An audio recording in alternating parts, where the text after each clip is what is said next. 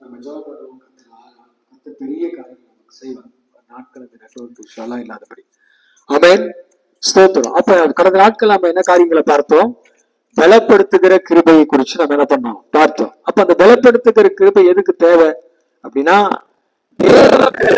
இந்த உலகத்துல நம்ம என்ன பண்ண முடியாது, ஒரு காரியத்தை கூட நம்ம செய்ய முடியாது. அப்ப ஒவ்வொரு காரியத்துக்கும் நமக்கு என்ன அவசியமா இருக்குன்னா, தேவ பலன் நமக்கு என்ன பண்ணிருக்கு, அவசியமா இருக்குது. அல்லேலூயா. இப்ப தேவ பலன் நமக்கு எதுக்கு தேவைப்படுது? ஒவ்வொரு நாளும் நம்ம கடந்து செல்லணும்னாவே தேவ பலன் நமக்கு என்ன பண்ணுது, அவசியமா இருக்குது. சிலர் பாருங்க, காலையில் எழும்பணும்னு என்ன பண்ணணும், மெடிசன் சாப்பிடணும்.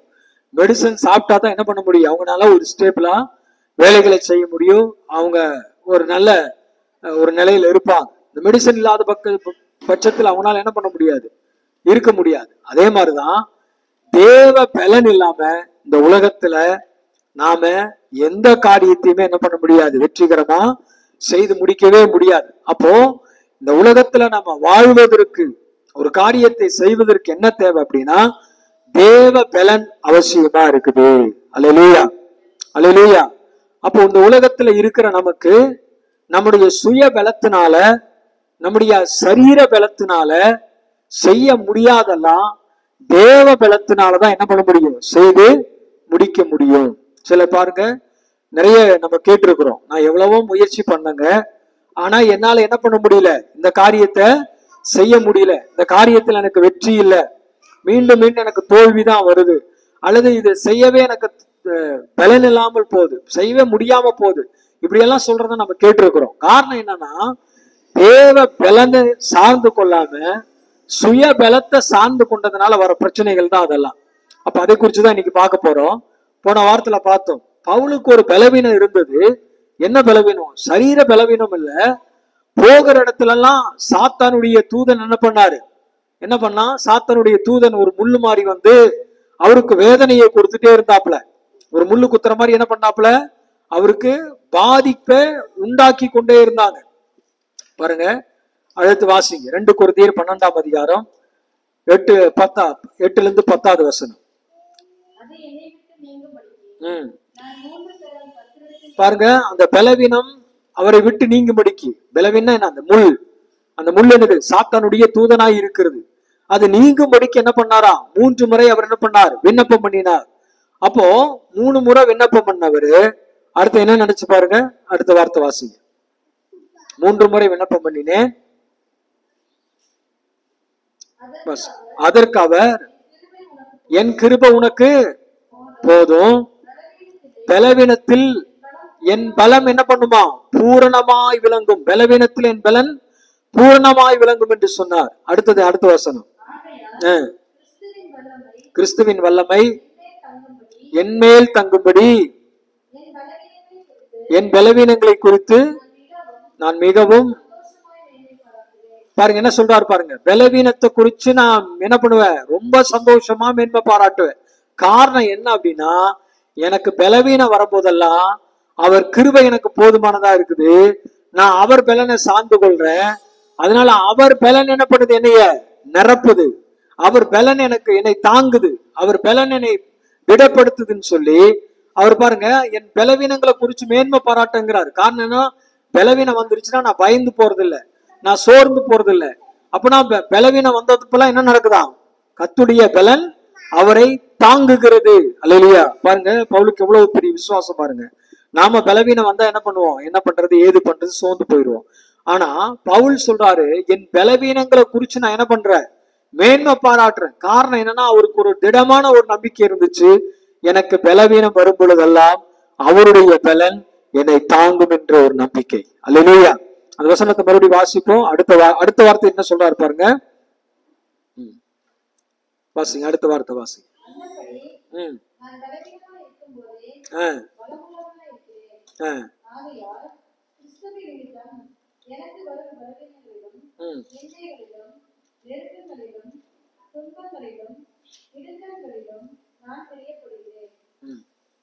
அப்ப பாருங்க, வாசித்து முடிச்சு.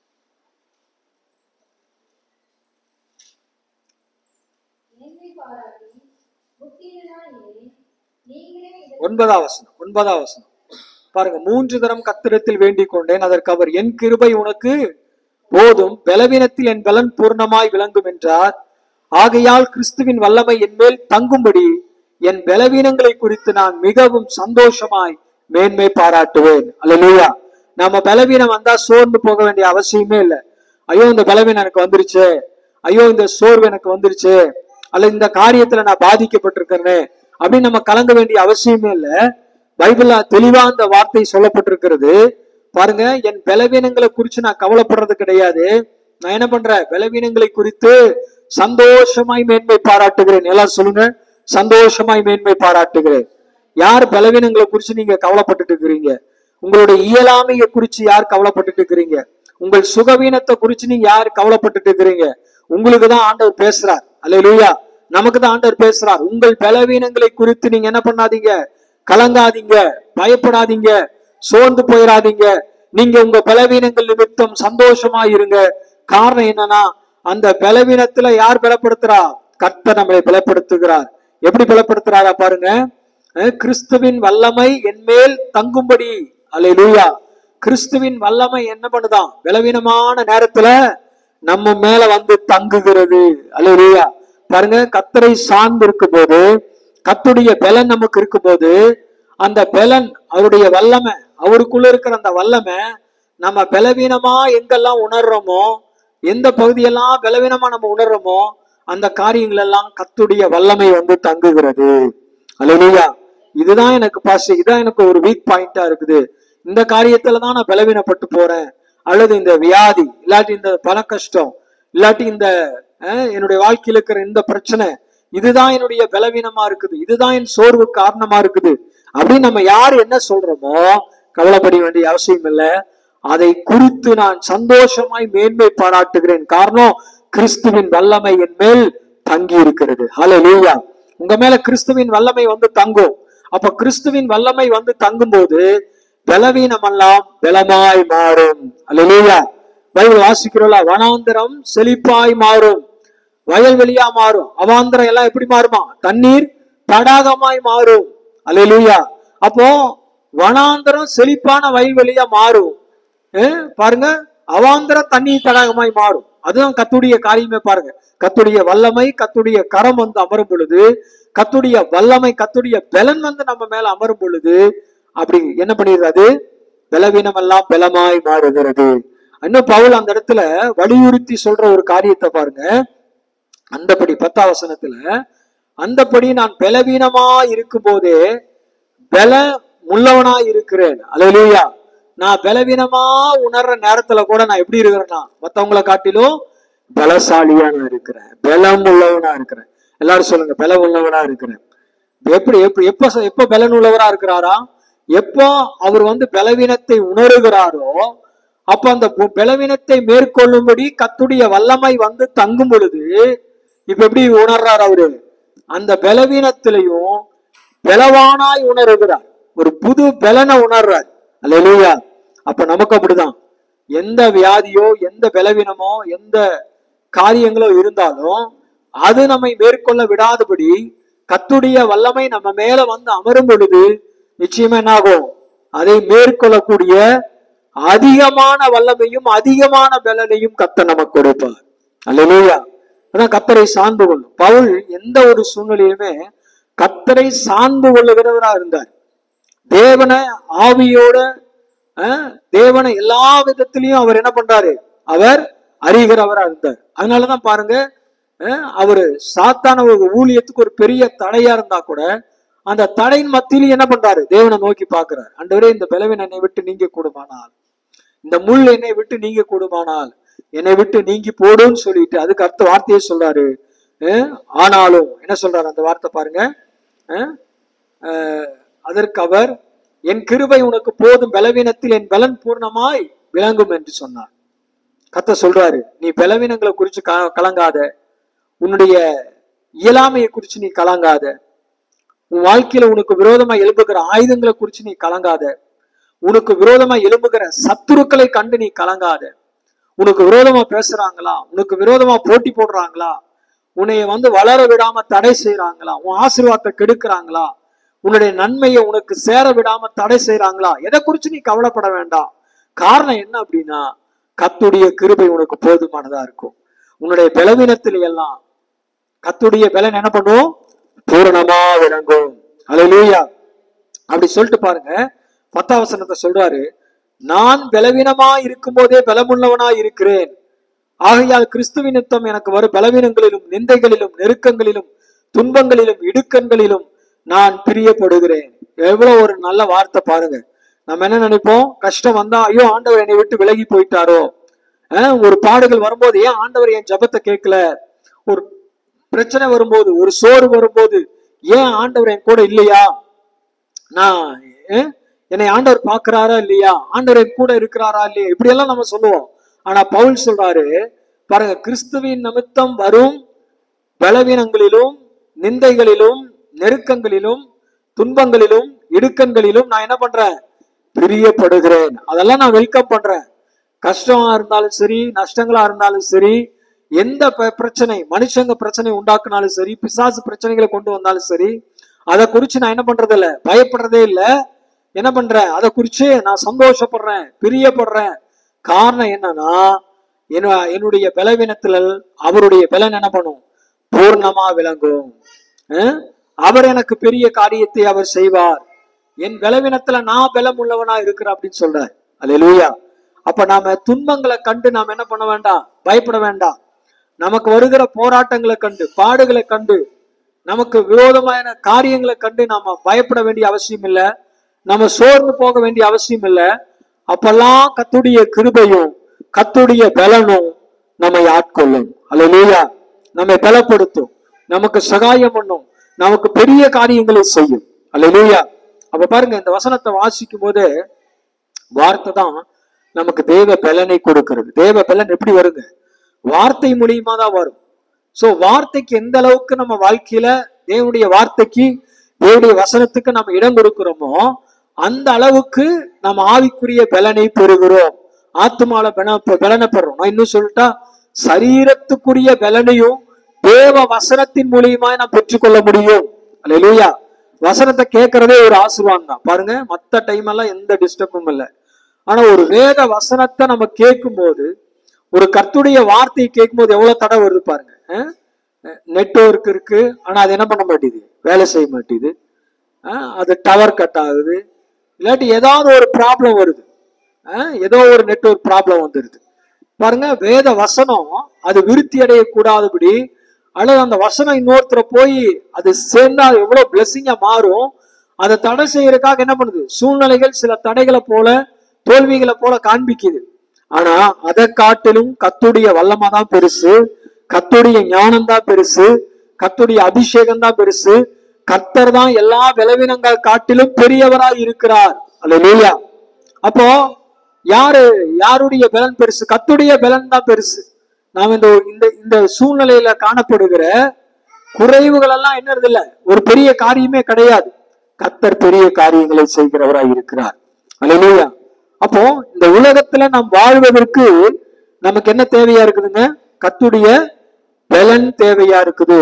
நமக்கு எவ்வளவு காரியங்கள் வந்தாலும், எவ்வளவு பாடுகள் உபத்திரங்கள் வந்தாலும், கர்த்தருடைய பலன் நமக்கு இருந்துச்சுன்னா நம்ம என்ன பண்ணலாம், அந்த பாடுகளிலும் போராட்டங்களிலும் நம்மளால என்ன பண்ண முடியும், சந்தோஷமா இருக்க முடியும். அல்லேலூயா.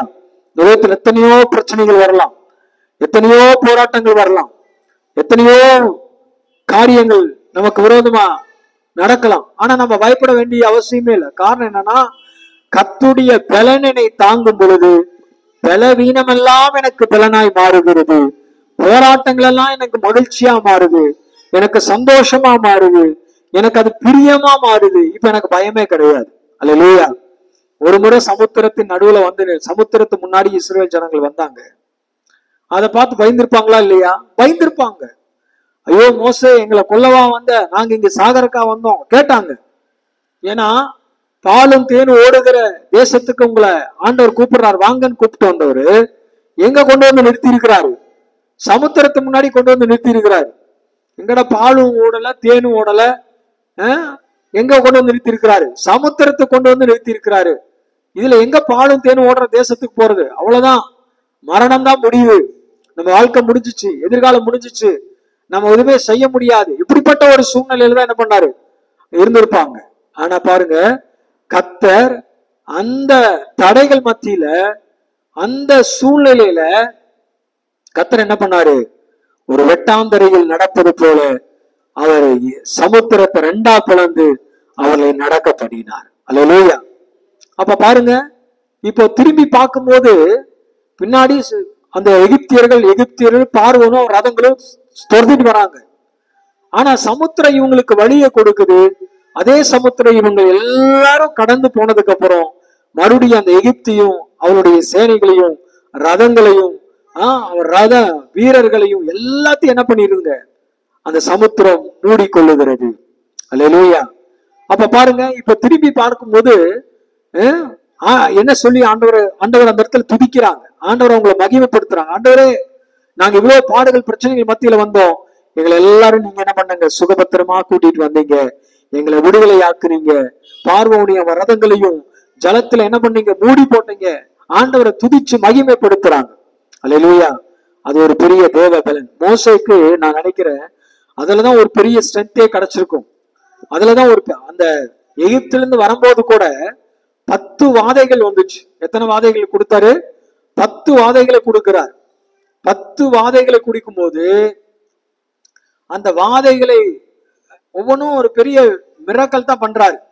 இந்த 10 வாதைகளுக்கு என்ன பண்றாங்க, ஒவ்வொரு முறையும் அவங்க பார்வோன் என்ன பண்றாரு, உங்களை விடுதலை ஆக்குறேன்னு சொல்றாரு, மறுபடியும் மனம் மாறுகிறாரு, விடுதலை ஆக்குன்னு சொல்றாரு, மறுபடியும் மனம் மாறுகிறார். ஆனா இப்போ நிரந்தரமான ஒரு விடுதலையை கொடுக்கும்படி கர்த்தர் அப்படியே விட்டு பிடிச்சிட்டே இருந்தார். பாருங்க, சில போராட்டங்கள் சில பிரச்சனைகள் எல்லாம் திரும்ப திரும்ப நமக்கு வருது அப்படின்னா தேவன் அதுக்கு ஒரு முடிவு கட்ட ஒரு நாளை வச்சுட்டாருன்னு அர்த்தம். இது ஏன் திரும்ப திரும்ப வருது, ஏன் இந்த போராட்டம் திரும்ப திரும்ப வருது, ஏன் இந்த பிரச்சனை திரும்ப திரும்ப வருது அப்படின்னா நம்ம கலங்க வேண்டிய அவசியம் இல்லை. திரும்ப திரும்ப ஒரு பலவீனம் உங்களுக்கு வருதா, திரும்ப திரும்ப நீங்க ஒரு காரியத்துல கஷ்டப்படுறீங்களா, திரும்ப திரும்ப ஒரு போராட்டம் உங்களுக்கு வருதா, ஒண்ணுமே இல்ல, அதை கர்த்தர் மேலே எழும்ப விடாதபடி, உங்களை பின்தொடர்ந்து வராதபடிக்கு சமுத்திரத்தின் ஆழத்திலே அவைகள் எல்லாவற்றையும் கவிழ்த்து போடுவார். சமுத்திரத்தின் ஆழத்துல அவர் கவிழ்த்து போட்டுட்டாருன்னா திரும்ப எழுப்பவே முடியாது. அல்லேலூயா. அதுக்கெல்லாம் மரணம் தான், அவ்வளவுதான். சமுத்திரத்துல கவிழ்ந்து போன பார்வோனும் அவனுடைய சேனைகளும் அவனுடைய ரதங்களும் கவிழ்த்தப்பட்டதுதான், மூழ்கடிக்கப்பட்டதுதான். சமுத்திரத்திலிருந்து அந்த குதிரைகளும் அந்த அவனுடைய சேனைகளும் மேல எழும்ப முடியுமா? எழும்பவே முடியாது. காரணம் என்னன்னா, கர்த்தர் யுத்தம் பண்ணுனா ஜெயம் நமக்கு தான். அல்லேலூயா. கர்த்தர் யுத்தம் பண்ண உங்களுக்கு தான் ஜெயம். கர்த்தர் நமக்கா யுத்தம் பண்ண போதுமானவரா இருக்கிறார். அவர் என்னுடைய பலனா இருக்கிறார். இப்ப மோசே சொல்லியிருப்பாரு, என் பலத்தினால, என் திறமையினால, என்னுடைய சக்தியினால, என்னுடைய ஞானத்தினால, என்னுடைய ஜபத்தினால, என்னுடைய பரிசுத்தத்தினால இந்த ஜனங்களை நான் கொண்டு வரல.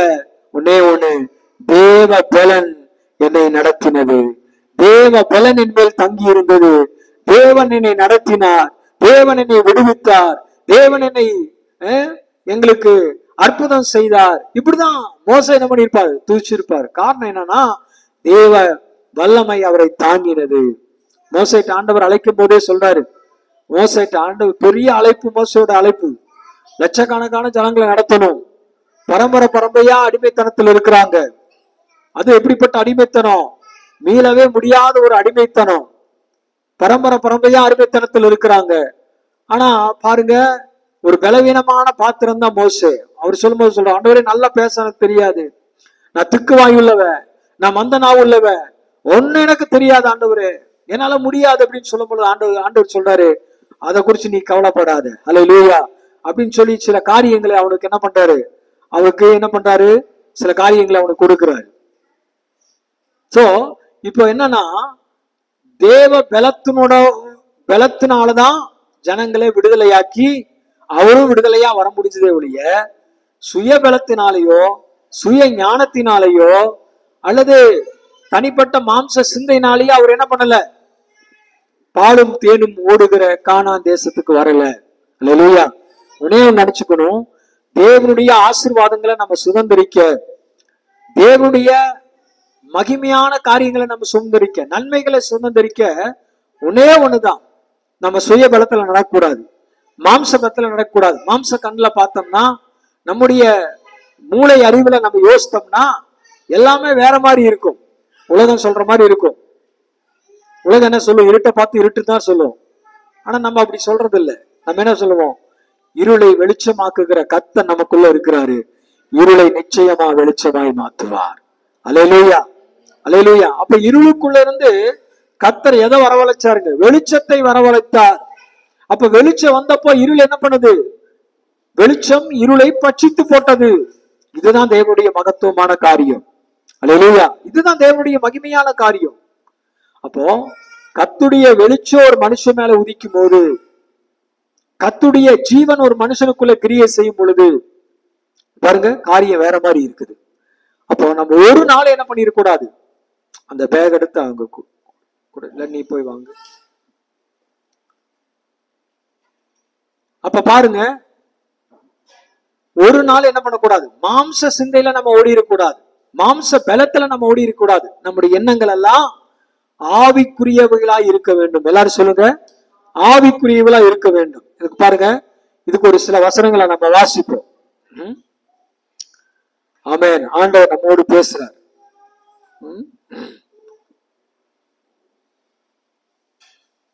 கலாத்தியர் 3ஆம் அதிகாரத்துல 3-5 வசனங்களை நம்ம வாசிப்போம்.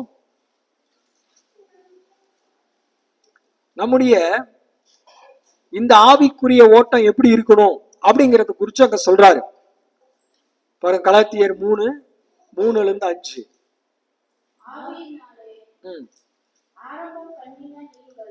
ஆவியினாலே ஆரம்பம் பண்ணின நீங்கள் இப்பொழுது மாம்சத்தினாலே முடிவு பெற போகிறீர்களோ? ஆண்டவர் நம்மளை பார்த்தா கேட்கிறாரு. ஆவியிலே பாருங்க, நானும் எடுத்துக்கிறேன். ஆவியினாலே ஆரம்பம் பண்ணின நீங்கள், நம்ம ரட்சிக்கப்பட்ட பொழுது கர்த்தராகிய இயேசு கிறிஸ்து நமக்கு ரட்சிப்பின் அனுபவத்தை கொடுக்கும் பொழுது எப்படி நம்ம இந்த ஓட்டத்தை ஆரம்பிச்சோம்? விசுவாசத்தோடு ஓட ஆரம்பிச்சோம். நம்முடைய ஓட்டம் எப்படி இருக்குங்க? ஆவிக்குரிய ஓட்டமா மாறுச்சு. ஆண்டவர் என்ன பேசுறாரு? ஆர்வமா கேட்கிறது. ஆண்டவர் என்ன சொல்றாரு? ஆண்டவர் என்ன காண்பிக்கிறாரு? ஆண்டவர் என்ன செய்யறாரு? எல்லாம் ஆவிக்குரியதா இருந்தது. ஆனா நாலு செயல செல்ல என்ன பண்ணிருச்சு? இப்ப ஆவிக்குரியதெல்லாம் போய் மாம்சத்துக்குரியமா சிலது மாறிடுது. வர போராட்டத்தினால, சில பாடுகள்னால என்ன பண்ணுது? இப்போ தேவனை சார்ந்து கொள்ளாததுனால மாம்சம் அதிகமாய் மேற்கொண்டு இப்ப ஆவிக்குரிய சிந்தனையே போயிடுச்சு. அதனாலதான் பவுல் சொல்றாரு, எல்லா விதத்திலையும் எனக்கு போராட்டங்கள்ல, பாடுகள்ல, கிறிஸ்துவின் நிமித்தம் நான் படுகிற பாடுகள், துன்பங்கள், துயரங்கள் எல்லாவற்றிலும் நான் எல்லாத்தையும் நான் என்ன பண்றேன்? நான் பிரியப்படுகிறேன். ஏன் அப்படி சொல்றாருன்னா, அந்த நேரத்துல தேவ பலன் என்னை தாங்கும், தேவ வல்லமை என்னை தாங்கும். இந்த கஷ்டம், இந்த பாடெல்லாம் என்ன பண்ணும்? ஈஸியா நான் மேற்கொண்டுருவேன். தேவன் மேல் வைத்த நம்பிக்கையினால், தேவ பலனை சார்ந்து கொண்டிருந்ததுனால அவர் சொன்ன வார்த்தைகள். அல்லேலூயா. ஆனா இங்க சொல்லப்பட்ட வார்த்தை, ஆவிக்குரிய ஓட்டத்தை ஆரம்பிச்ச நீங்க, ஆவியில ஆரம்பம் பண்ணின நீங்க. நம்ம எல்லாரையும் குறித்து ஆண்டவர் சொல்றாரு, நீங்க எதுல ஆரம்பம் பண்ணி இருக்கிறீங்க? ஆவியில ஆரம்பம் பண்ணி இருக்கிறீங்க. அப்ப நம்ம சிந்தனை எப்படி இருக்கணும்? ஆவிக்குரிய சிந்தனையா இருக்கணும். உலகம் பேசுற மாதிரி நம்ம பேசுறது கிடையாது, அல்லது மாம்சத்துக்குரியவர்கள் நடக்கிறது போல நம்ம என்ன பண்றது இல்ல. மாம்ச அறிவிலிருந்து, மாம்ச மூளையிலிருந்து நம்ம சிந்திக்கிறது கிடையாது. நம்முடைய எண்ணங்கள், நம்முடைய சிந்தனைகள்லாம் எப்படிப்பட்ட இருக்கணுமா? ஆவிக்குரிய சிந்தனையா இருக்கணும். பாருங்க, ஒரு நம்ம பில்டிங் கட்ட நினைக்கிறோம் இல்லையா? ஒண்ணும் இல்லை, இந்த சர்ச்சுக்காக நம்ம ஜெபம் பண்ணோம், இந்த இடத்துக்காக. மாம்ச சிந்தனைகள் நடந்ததா என்ன இருக்கும்? மாம்சமா நம்ம யோசித்தோம்னா, இந்த பில்டிங்காக ப்ரே பண்ணும் போது எந்த பணமும் கிடையாது. இதுக்கு முன் பணமா கொடுப்பதற்கு, அட்வான்ஸ் கொடுப்பதற்கு என்னதில்ல, பணம் கிடையாது. நீங்க மாம்சமா யோசித்து பாருங்க. பணம் இல்லாத ஒரு நேரத்துல ஒரு புதிய கட்டிடத்துக்காக என்ன பண்ண முடியாது? நாம பிரயாசப்படவே முடியாது. உலகத்துல என்ன சொல்லுவாங்க? மாம்ச சிந்தனையில பேசினா என்னது? நீங்க ஃபர்ஸ்ட் என்ன பண்ணுங்க? நீங்க உங்களுக்கு ஒரு கட்டடம் வேணும்னா, உங்களுக்கு ஒரு இடம் வேணும்னா, முதல்ல என்ன பண்ணுங்க? அதுக்குரிய முன் தொகைய, அட்வான்ஸ் பணத்தை நீங்க ரெடி பண்ணுங்க. அட்வான்ஸ் பணத்தை ரெடி பண்ணீங்கன்னா தான் நீங்க என்ன பண்ண முடியும்? ஒரு புதிய கட்டடத்துக்கு நீங்க போக முடியும். இது எந்த அறிவுங்க? இது ஆவிக்குரிய அறிவு கிடையாது, இது மாம்சத்துக்குரிய அறிவு. இதுதான் சாதாரண மூளையில செயல்படுறது. ஆனா ஆவிக்குரிய சிந்தனை என்ன தெரியுமா? இல்ல ஒரு இடத்த விசுவாசத்தோட நம்ம பார்ப்போம். நம்ம பார்க்கும்போது கர்த்தர் நிச்சயமா என்ன பண்ணுவாரு? அதுக்குரிய பணத்தை கொடுப்பாரு, அதுக்குரிய தேவைகளை சந்திப்பாரு, அங்க வேலை செய்யக்கூடிய ஆட்களை கொடுப்பாரு, நமக்கு உதவி செய்யக்கூடிய ஆட்களை கொடுப்பாரு, அதை கொடுக்கக்கூடிய ஜனங்களை கொடுப்பாரு. இதுதான் ஆவிக்குரிய சிந்தனை. அல்லேலூயா. நான் மறுபடியும் சொல்றேன், நம்மால் ஆகாது முடியாது என்பது மாம்ச சிந்தை. எது ஆவியின் சிந்தை? என் தேவனால் எல்லாம் கூடும் என்பது ஆவியின் சிந்தை. அல்லேலூயா. அப்ப எந்த சிந்தனைக்கு நம்ம அதிகமா இடம் கொடுக்கணும் பாருங்க. சில பேர் சொல்லுவாங்க, நாங்க இவ்வளவு சேர்த்து வச்சிருக்கிறோங்க அப்படின்னு. உடனே நம்ம கேட்டு மனம் அடிவாயிடக்கூடாது, சோர்ந்து போயிடக்கூடாது. எங்கிட்ட ஒண்ணுமே இல்லையா, அவங்க எல்லாம் இவ்வளவு சேர்த்திட்டாங்களே. ஒண்ணுமே கிடையாது. ஆண்டவர் பாருங்க, தலைமுறையா அடிமைத்தனத்தில் இருந்த ஜனங்கள் ஆண்டவர் ஒரே நாள்ல அத்தனை பேர்த்தையும் பணக்காரரா மாத்தினாரு. ஆண்டவர் என்ன சொன்னாரு? போய் நீங்க கேளுங்க சொல்லி கேட்கும் போது, ஒவ்வொரு எகிப்து வீட்டுல போய் நிக்கும் போது அவங்க வச்சிருந்த பொக்கிஷங்கள்ல இருந்து என்ன பண்ணாங்களா, எடுத்து பொண்ணு ஆபரணங்களை, காதணிகளை அவங்க எடுத்து கொடுத்தாங்க. அப்ப பாருங்க, அவங்க அவ்வளவு நாள் உழைச்சாங்க, உழைப்பதற்கேற்ற ஊதியம் கொடுக்கல, சாப்பாடு ஒழுங்கா கொடுக்கல. ஆனால் கர்த்தர் எல்லாவற்றையும் பார்த்து கொண்டிருந்தார். ஏற்ற வேலை வந்தோன்ன, இத்தனை வருஷத்துக்கு சேர்த்து உனக்கு எல்லாம் வட்டியும் முதலமா கொடுக்கிறேன்னு அவர்கள் பொன்னோடும் பொருளோடும் எகிப்திலிருந்து புறப்பட பண்ணினார். அல்லேலூயா. சோ ஆண்டவர் பாருங்க, ஒரு இரவுல தரித்திரத்திலிருந்த, அடிமைத்தனத்திலிருந்த அந்த இஸ்ராயேல் ஜனங்களை பணக்காரர்களா மாற்றுகிறார். ஒரு குண்டுமணி தங்கம் கூட இல்ல. ஆனா பாருங்க, அவர்களுக்கு என்ன பண்றாரு? பொக்கிஷத்தை திறந்து பொன்னோடும் பொருளோடும் என்ன பண்றாங்க? புறப்பட பண்ணுகிறார் நம்முடைய தேவன். அல்லேலூயா. நம்ம அடிக்கடி ஒரு வழக்க சொல் இருக்குல்ல, ஒரு குண்டுமணி தங்கம் கூட இல்ல, 1 கிராம் தங்கம் கூட இல்ல. இப்ப நிறைய பேர் கவலைப்படுறத நம்ம பார்த்திருக்கணும். எதுவுமே இல்லைன்னு கவலையே படாதீங்க. கத்துடைய பலன் நம்மளை தாங்கும் போது, கத்துடைய வல்லமை நம்மை ஆட்கொள்ளும் பொழுது, ஒரு இரவு பொழுதுலையும் நம்ம வாழ்க்கையை நம்ம கத்தன் மாற்ற முடியும். அல்லேலூயா. நம்மளை ஐஸ்வர்யவான்கள் ஆக்க முடியும். உங்களை செல்வந்தர்களா கத்தர் மாற்ற முடியும். முடியுமா? முடியாதா? முடியும். பாருங்க, வர வழியில, இஸ்ரேல் ஜனங்க வர வழியில யாரு சொன்ன பேச்சே கேட்கல. மோசே ஆண்டவர்கிட்ட நான் போய் பேசிட்டு வரேன், ஆண்டவர்கிட்ட கொஞ்ச நாள் இருந்துட்டு வரேன், தேவனிடத்துல போய் விண்ணப்பம் பண்ணிட்டு வரேன்னு போறாரு. திரும்பி வரும்போது பாருங்க என்ன நடக்குது? எல்லாம் என்ன பண்றாங்க? ஆண்டவர் மறுதளிச்சு, மோசே போனவர் என்ன ஆனாலும் ஏதானா தெரியாது அப்படின்னு சொல்லி, எங்களை யார் நடத்தி வந்ததுன்னு சொல்லி சண்டை போட்டு, கடைசியில பாருங்க ஆரோன்ட்டு சொல்லி சண்டை போட்டு என்னாச்சு அந்த இடத்துல? அவன் என்ன பண்ணான்? எல்லாத்தையும் கூப்பிட்டு, உங்கள்ட்ட இருக்கிற பொண்ணு எல்லாம் கொண்டு வாங்க, தங்கத்தை எல்லாம் என்ன பண்ணுங்க கொண்டு வாங்கன்னு சொல்லி எல்லாம் கொண்டு வந்தா, தங்கத்துல என்ன பண்றாங்க? ஒரு கண்ணுக்குட்டியை செய்யறாங்க. புரியுதா உங்களுக்கு? இவங்க என்ன தங்கத்தை சேர்த்து வச்சாங்களா? தங்கத்தை வாங்கி வச்சிருந்தாங்களா? இவங்க யாருங்க? இவர்கள் அடிமைகள். சாப்பாடு கிடையாது இவங்களுக்கு உரிமையா அந்த எகிப்துல ஒண்ணுமே கிடையாது. தங்க வீடு கிடையாது, வாசல் கிடையாது. ஏன்னா அடிமைகளுக்கு சொந்த வீடோ எதுவுமே கிடையாது. அதுக்கு பேர் தான் அடிமை. ஆனா இப்ப எதை கொண்டு வந்து கொடுக்குறாங்க பாருங்க? எதை கொடுக்குறாங்க? அவங்கள்ட்ட இருக்கிறத பொண்ணையும் பொருளையும் கொண்டு வந்து கொடுத்து, அதுல ஒரு கன்றுக்குட்டியும் அவன் வாக்குறான். ஒரு கண்ணுக்குட்டி வார்க்கிற அளவுக்கு என்ன பண்றாங்க? அங்க அவங்க ஆபரணங்களை கழட்டி கொடுக்குறாங்க. அப்போ அவங்களுடைய பொருளாதார நிலைமை கொஞ்ச நேரத்துல எப்படி மாறி இருக்கு பாருங்க, கொஞ்ச நாள்ல எப்படி மாறி இருக்கு பாருங்க. இந்த மாற்றம் எங்க இருந்து வந்தது பாருங்க? ஒரு இரவுல வந்த மாற்றம். அல்லேலூயா. நான் சொல்லுகிறேன், கர்த்தர் உங்க வாழ்க்கையில மாற்றத்தை கொடுக்கணும்னா நீண்ட நாள் எடுக்கணும்னு அவசியமே கிடையாது. ஒரு நாள்ல கூட கர்த்தர் உங்க வாழ்க்கையில அற்புதத்தை செய்ய முடியும். ஒரு நாள்ல கூட உங்க வாழ்க்கை தலைகீழா மாற முடியும். ஒரு நாள்ல கூட உங்க பிசினஸ கர்த்தர் எடுத்து நிறுத்த முடியும். ஒரு நாள்ல கூட உங்களுக்கு வராத ப்ரமோஷன்ஸ கர்த்தர் உங்களுக்கு வர பண்ண முடியும். ஒரு நாள்ல, ஒரே நாள்ல, நீண்ட நாள் நீங்க போராடிட்டு இருந்திருப்பீங்க. ஆனா ஆண்டவர் நினைச்ச ஒரே நாள்ல கர்த்தர் உங்களுக்கான உயர்வுகளை அவரே தேடி கொண்டு வந்து கொடுக்கும்படி செய்வார். அல்லேலூயா. அதுல நம்ம எந்த ஒரு டவுட் பண்ண வேண்டிய அவசியமே இல்லை. ஏனால் வேதத்தை முழுமையா வாசிக்கும் போது தேவன் பாருங்க, திடீரென்று உடனே சடிதிலேயே அந்த பிரசன்ட்ல என்ன பண்ணிருப்பார்னா பெரிய பெரிய அற்புதங்களை, பெரிய பிரம்மாண்டமான அதிசயங்களை அவர் செய்திருப்பார். அல்லேலூயா. அப்ப நிறைய காரியங்கள் அப்படி இருக்குது. அப்போ தேவனால் எந்த காரியத்தையும் செய்ய முடியாதுன்றதே கிடையாது. இதுதான் ஆவிக்குரிய சிந்தனை. மாம்ச சிந்தனையில வந்திருந்தாங்கன்னா இஸ்ரவேல் ஜனங்களை வழி நடத்த முடியுமா அப்படின்னா முடியவே முடியாது. ஏன்னா பாருங்க, இஸ்ரவேல் ஜனங்களுக்கு என்ன தெரியாது? சண்டை போட தெரியாது, ஈட்டியை தூக்க தெரியாது, கத்தி எடுத்து சண்டை போட தெரியாது, அதை வில்ல எடுத்து சண்டை போட தெரியாது. காரணம் என்ன? மம்முட்டி பிடிச்ச கை, அருவாள் எடுத்த கை, செங்கல் எடுத்த கை, இதுதான் உங்களுக்கு தெரியும். அப்ப இவங்கள்ட்ட போய் நீங்க ஒரு வில்லையோ ஒரு அம்பையோ அல்லது ஈட்டியையோ பட்டயத்தையோ நீங்க கொடுத்தீங்கன்னா அவங்களுக்கு எப்படி பிடிக்கிறது கூட தெரியாது. ஆனா பாருங்க, அங்க என்ன நடந்தது? அவர்களுக்காக கர்த்தர் யுத்தம் பண்ணினா, அவர்கள் எந்த யுத்தத்துல எல்லாம் எப்பெல்லாம் சத்துருக்கள் அவங்களை தாக்க வந்தாங்களோ கர்த்தர் அவங்களுக்கு ஜெயத்தை கொடுத்து கொண்டே வந்தார். அல்லேலூயா. இவர்கள் குறைவானவர்களா தான் போவாங்க யுத்தத்துக்கு, வதவதனெல்லாம் போறது இல்லை. 300 பேர் கிதியோன் இடத்துல இருந்தவங்க 300 பேர், வெறும் 300 பேர், அவங்க 30,000 பேர்.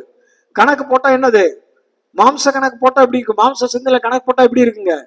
300 பேர் 30,000 பேர் எப்படி தாக்க முடியும்? எப்படி வெற்றி பெற முடியும்?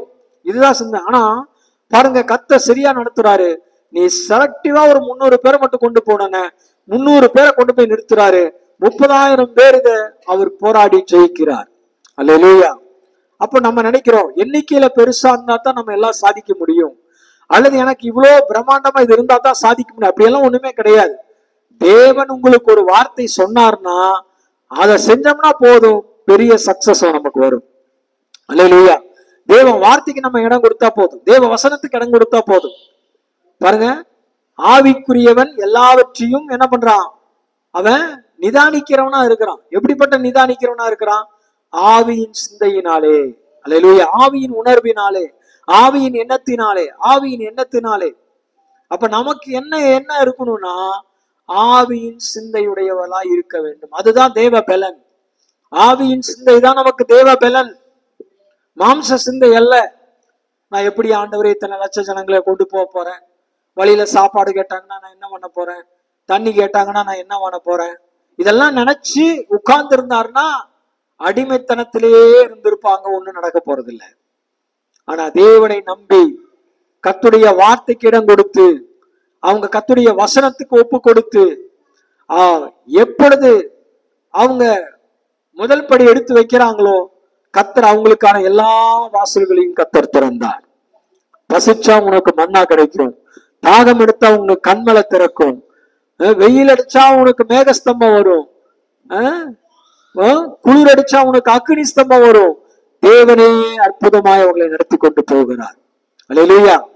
அப்போ ஒரு கானான சுந்தரிக்கு ஒரு லேசுப்பட்ட காரியம் கிடையாது. மாம்ச சிந்தை உடையவர்கள் எல்லாம், மாம்சத்துல கால்குலேஷன் பண்ணவங்க எல்லாம், கர்த்தருடைய வார்த்தையின் மேல சார்ந்து கொள்ளாதவங்க, நம்பாதவங்க என்ன பண்ணாங்க?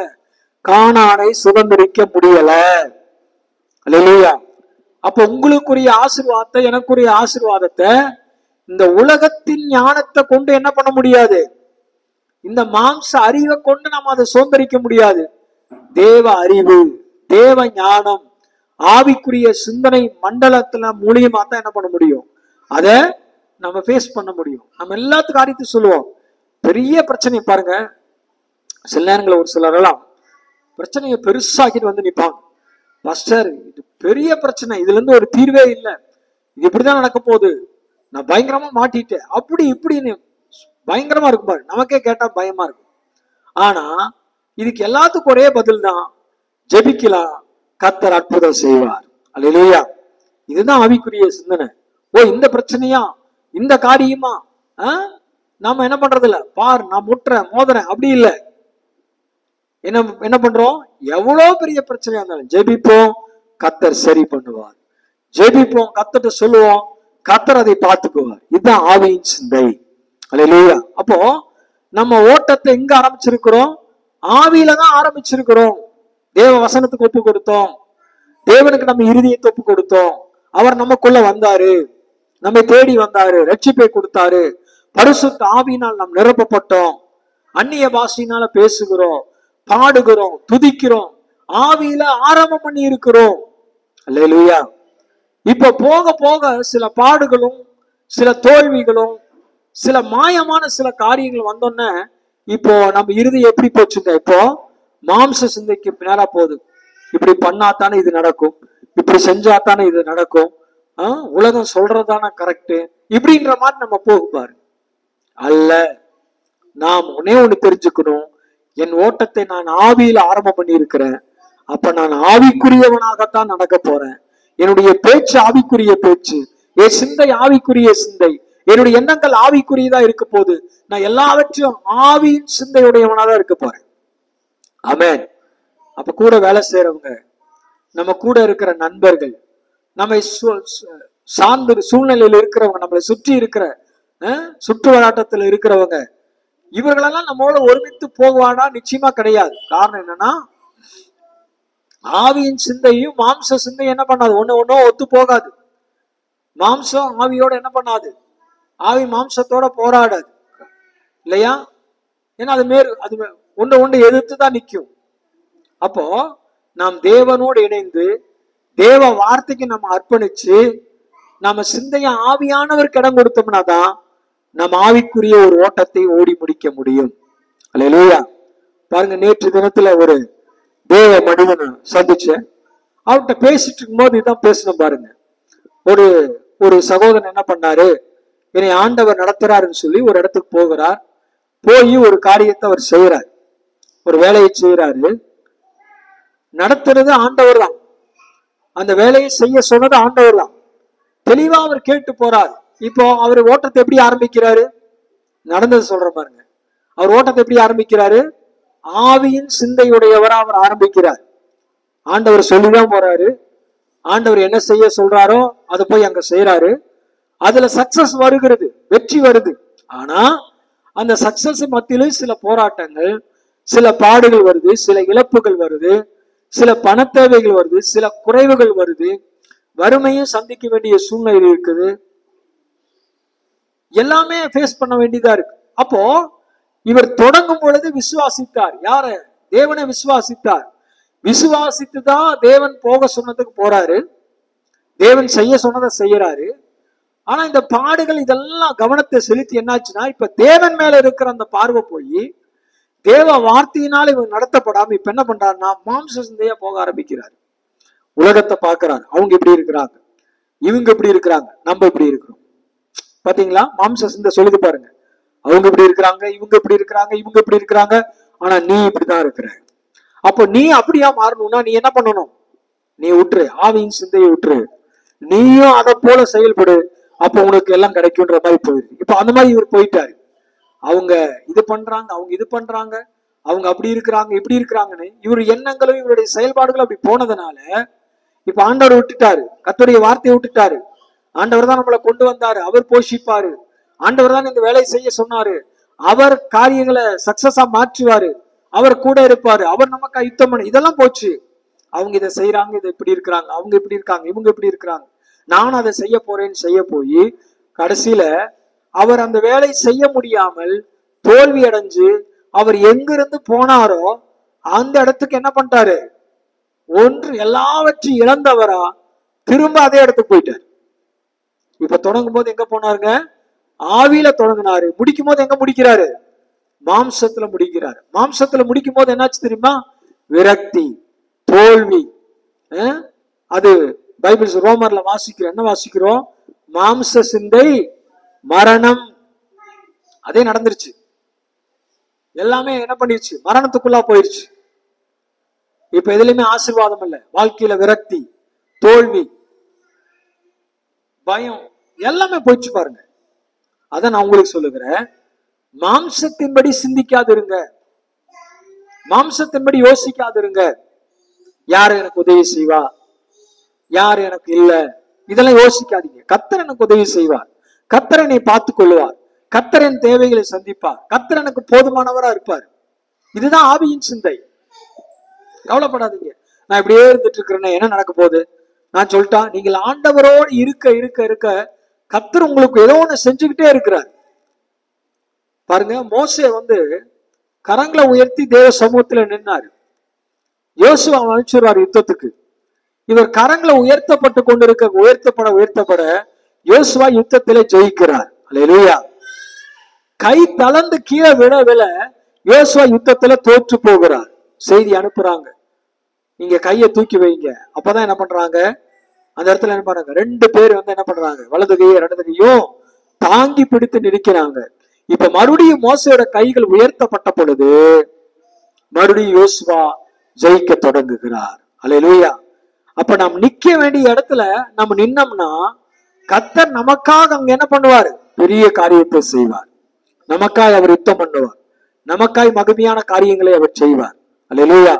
நான் உங்களுக்கு என்ன சொல்றேன் அப்படின்னா, நீங்க இருக்கிற இடத்துல தேவ பிரசன்னத்துல இருந்தீங்கன்னா தேவன் உங்களை அப்படிதான் நடத்துறாரா? அப்ப நீங்க ஜெபத்தோடு கூட தேவனோடு இருக்கிற உறவுல, தேவனோடு இருக்கிற ஐக்கியத்துல, தேவனோடு இருக்கிற அந்த காரியத்துல நீங்கள் ஒருமனப்பட்டு இருக்கும் பொழுது, நீங்கள் தேவனோடு கூட சஞ்சரித்து கொண்டு இருக்கும் பொழுது நீங்க என்ன பண்ணுவீங்க, ஏதோ ஒரு காரியத்தை கர்த்தர் உங்களுக்காக செஞ்சுட்டு இருக்கிறார்னு அர்த்தம். ஏதோ ஒரு காரியத்தை கர்த்தர் உங்களுக்காக செஞ்சுட்டு இருக்கிறாரு. அதனால ஆண்டவர் நம்மள என்ன பண்ணல, சும்மாவே இல்லை, சும்மா இல்லை. நம்ம தேவ பிரசன்னத்துல இருக்க இருக்க, நாம தேவ பலத்தினால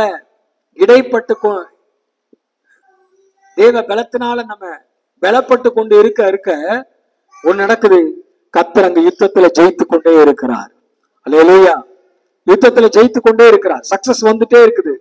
அங்க வெற்றி, நமக்காக வெற்றி வந்து கொண்டே இருக்கிறது. பாருங்க, வாலிப நாட்கள்ல பயங்கர ஒரு போராட்டமா இருக்கு பாருங்க. ஐயோ, நம்ம இப்படி ஜெபத்திலே இருக்கிறோம், எதிர்காலத்தை குறிச்சு, என்ன எதிர்காலத்துல எப்படி இருக்க போறோம், என்ன பண்ண போறோம், இப்படி எல்லாம் இருக்கும். ஆனா ஆண்டவர் அப்படிதான் நடத்தினாரு. ஜெபத்திலையும் வேத வாசிப்புலையும் ஆவிக்குரிய ஓட்டத்திலையும் தான் ஓட பண்ணாரு. ஆனா இன்னைக்கு திரும்பி பார்க்கும்போது அதெல்லாம் எப்படி, அந்த விசுவாசம் பாருங்க, அந்த ஆவிக்குரிய சிந்தனை அது எப்படி வந்ததுன்னே தெரியல. அன்னைக்கு ஆண்டுடைய வார்த்தை, ஆண்டுடைய சமூகம், தேவ பிரசன்னம், தேவனுடைய அழைப்பு, தேவ ஊழியம், இப்படியே தான் மைண்ட் இருந்துச்சு பாருங்க. ஆனா எது பணமோ அல்லது வேற எந்த காரியத்து மேலேயோ கவனமே இல்லை. அது ஆவிக்குரிய சிந்தையாவே இருந்துச்சு. ஆனா இன்னைக்கு திரும்பி பார்க்கும்போது அது நம்முடைய வாழ்க்கையில பெரிய வெற்றியை கொடுத்திருக்கிறது, பெரிய ஆசீர்வாதத்தை கொடுத்திருக்கிறது, பெரிய நன்மையை கொடுத்திருக்கிறது. ஆமென். மாம்சமா யோசித்து இருந்தா பாருங்க, நிறைய பேர் கேட்பாங்க இப்படி ஜெபம் பண்ணிட்டே இருந்தா என்ன நடக்கும், இல்ல இப்படி ஜெபம் பண்ணிட்டே இருந்தா போதுமா, எதிர்காலம் எப்படி இருக்கும், என்ன நடக்க போகுது எதிர்காலத்துல, இப்படிதான் நிறைய பேர் யோசிப்பாங்க. இதே பேர் கேள்விகளை கேட்பாங்க. ஒன்னே ஒண்ணு, ஆண்டவர் பார்த்து கொள்ளுவார். அவர் அழைத்தவர் உண்மையுள்ளவர். அழைச்சவர் நம்மளை போஷிப்பாரு, நமக்கான சிறந்த எதிர்காலத்தை கொடுப்பாரு. அவருடைய காரியமா நம்ம இருக்கிறோம், அவர் நம்முடைய காரியத்தை எல்லாம் வாய்க்க பண்ணுவார். அதான் நான் சொல்றேன், நீங்க அவருடைய காரியத்துல இருக்கும்போது, நீங்க அவருடைய சமூகத்துல இருக்கும்போது, நீங்க அவருக்குள்ள இருக்கும்போது உங்கள் காரியங்கள் எல்லாவற்றையும் அவர் பார்த்து கொள்ளுவார். நீங்கள் பயப்படவே வேண்டாம். அல்லேலூயா. நீங்க சோர்ந்து போகவே வேண்டாம். கர்த்தர் பார்த்து கொள்ளுவார். தேவ பிரசன்னத்துல நில்லுங்க. அவர் சொன்ன இடத்துக்கு போங்க. அவர் செய்ய சொன்னதை செய்யுங்க. சந்தோஷமா இருங்க. அதுல கவலைப்படாதீங்க. அதுல போராட்டம் வராம இருக்குமா? பவுல் அழகா சொல்லி இருக்கிறார் பாருங்க. அவருக்கு வந்த போராட்டத்து மத்தியில் அந்த 10ஆம் வசனத்துல அவர் சொன்னார் இல்லையா, 2 கொரிந்தியர்ல வாஸ்தவம், எல்லா போராட்டத்தின் நிமித்திலையும் நிந்தைகள் நிமித்திலையும் அவர் என்ன பண்ணாராம், அவர் பிரியப்படுகிறேன்னு சொன்னாரு. எடுத்து வாசிங்க பாப்போம். 2 கொரிந்தியர் 12.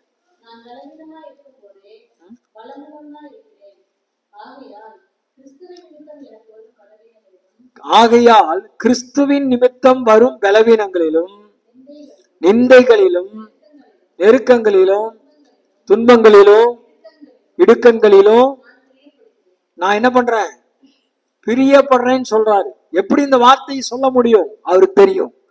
தேவன் சொன்னதை நான் செஞ்சுட்டு இருக்கிறேன், தேவனுடைய வார்த்தையை நான் கேட்டுட்டு இருக்கிறேன், தேவனுக்குரியதை நான் செஞ்சுட்டு இருக்கிறேன். என்னுடைய மாம்ச சிந்தையில நான் எதுவுமே செய்யல, என் ஆவியின் சிந்தையின்படியே நான் நடந்து கொண்டு இருக்கிறேன். எல்லாமே எனக்கு சக்சஸா மாறும். இந்த நம்பிக்கை பவுலுக்குள்ள ஆழமா இருந்துச்சு. நான் உங்களுக்கு சொல்லுகிறேன், மத்தவங்க எல்லாம் சொல்லுவாங்க, நீ அப்படி பண்ணும்பா, நீ இப்படி பண்ணும்பா, நீ இதை செய்யணும்பா, அப்படிதான்ப்பா இதெல்லாம் நடக்கும். இது உலகத்தார் சொல்லுவாங்க. நீங்க அதெல்லாம் மைண்ட்ல வச்சுக்க வேண்டாம். நீங்க சொல்லணும், நம்ம சொல்லணும், நம்மளை பார்த்து நம்மளே சொல்லணும். என்ன சொல்லணும்? நீ மாம்ச சிந்தை உடையவன் அல்ல, நீ ஆவியின் சிந்தை உடையவனா இருக்கிற. நீ தேவ சமூகத்துல நிற்கும் போது, நீ தேவ வார்த்தையில நிற்கும் போது, நீ தேவ வசனத்துக்கு இடம் கொடுக்கும் பொழுது எல்லாம் உனக்கு சக்சஸா மாறும். அவன் அவர்களை பார்க்கிலும் கர்த்தர் நம்மளை மேன்மையா வைப்பாரு. நம்மை வாழாக்காம தலையா வைப்பாரு. நம்மளை கீழாக்காம நம்மளை மேலா வைப்பாரு. அல்லேலூயா. இது எப்படி வரும்? நாம் ஆவியின் சிந்தையில நடக்கும் போது. ஆவியின் சிந்தைனா இது தேவ பலத்துல, தேவ வார்த்தையில, தேவ வல்லமையை சார்ந்து கொண்டு, தேவனை சார்ந்து கொண்டு நடக்கிற வாழ்க்கை, அது வெற்றியான வாழ்க்கை, அது ஆசீர்வாதமான வாழ்க்கை. அல்லேலூயா. அப்ப இந்த வசனத்தின்படி பார்க்கும்போது, ஆவியின் கலாத்தியர் 3ஆம் அதிகாரம் 3ஆம் வசனத்தில், ஆவியினாலே ஆரம்பம் பண்ணி நீங்கள் இப்பொழுது மாம்சத்தினாலே முடிவு பெறப்போகிறீர்களோ.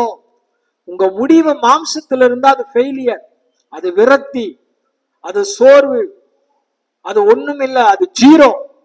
ஆனா உங்கள் ஆரம்பம் எப்படி ஆவியோடு கூட இருந்துச்சோ, ஆவியின் சிந்தையுடையவர்களாக நீங்கள் இருந்தீர்களோ, உங்கள் முடிவு எப்படிதான் இருக்கணும்?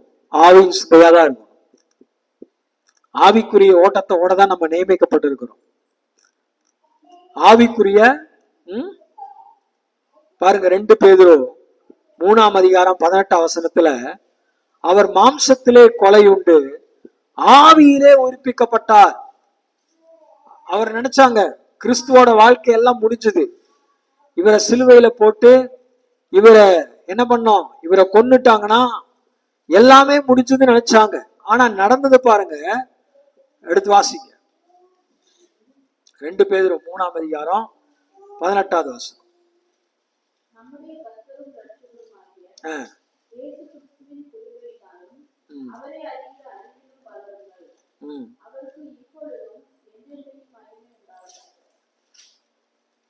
ரெண்டு பேரும் 3ஆம் அதிகாரத்துல 8வது வசனம். பிரியமானவரே, கர்த்தருக்கு 1 பேதுரு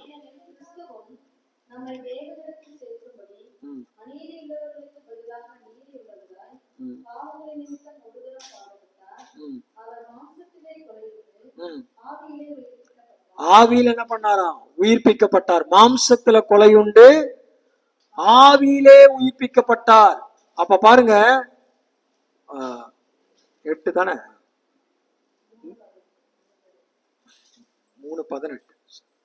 கிறிஸ்துவுக்கேற்ற, ஏனெனில் கிறிஸ்துவும் நம்மை தேவனிடத்தில் சேர்க்கும்படி அநீதியுள்ளவர்களுக்கு பதிலாக நீதியுள்ளவராய் பாவங்கள் நிமித்தம் ஒரு தரம் பாடுபட்டார். அவர் மாம்சத்திலே கொலையுண்டு, ஆவியிலே உயிர்ப்பிக்கப்பட்டார். அல்லேலூயா. அவரை மாம்சத்துல கொன்னுட்டா எல்லாம் முடிச்சு நினைச்சாங்க. ஆனா அவர் ஜீவனை விட்ட உடனே இப்ப என்ன ஆயிடுச்சா? ஆவியில என்ன பண்ணிட்டாரு? உயிர்ப்பிக்கப்பட்டுட்டார். உயிர்ப்பிக்கப்பட்டோன்னு என்ன நினைச்சு தெரியுமா? இவர் ஊழியத்தை அழிச்சிடலாம் நினைச்சாங்க, ஊழியம் செய்ய விடாம பண்ணிடலாம் நினைச்சாங்க. இவரை தீர்த்து கட்டிட்டோம்னா இவர் ஊழியமே தடையாயிரும் நினைச்சாங்க. ஆனா மாம்சத்தை கொண்டு போட்டாங்க.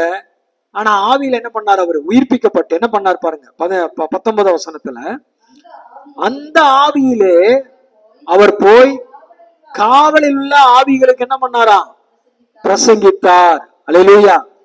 காவலில் ஆவிகளுக்கு பிரசங்கம் சொன்னார். அப்படின்னா என்ன அர்த்தம்னா, தேவனுடைய சத்தத்தை கேட்டு தேவ சித்தத்துக்கு அர்ப்பணிச்சு தேவனுடைய திட்டத்தை நிறைவேற்றும்படி வந்த இயேசு கிறிஸ்துவானவர், அவர் தேவ சிந்தையுள்ளவராய் இருந்தாரு, ஆவியின் சிந்தையுள்ளவரா இருந்தாரு.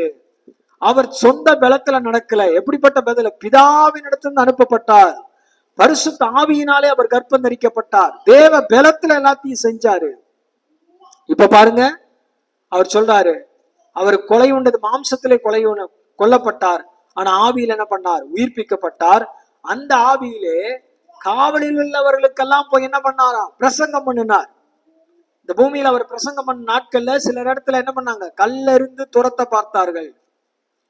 அவர் பிரசங்கம் பண்ணக்கூடாதுன்னாங்க.